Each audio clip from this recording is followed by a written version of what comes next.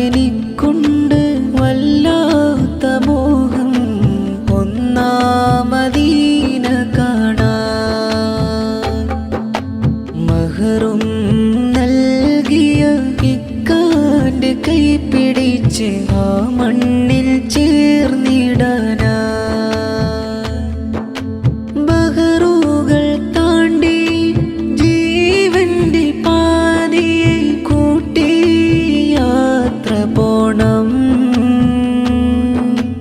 മക്കത്തെ പള്ളിയിൽ ഇക്കാന്റെ കൈ പിടിച്ച് തവാഫൊന്നു ചെയ്തിടണം.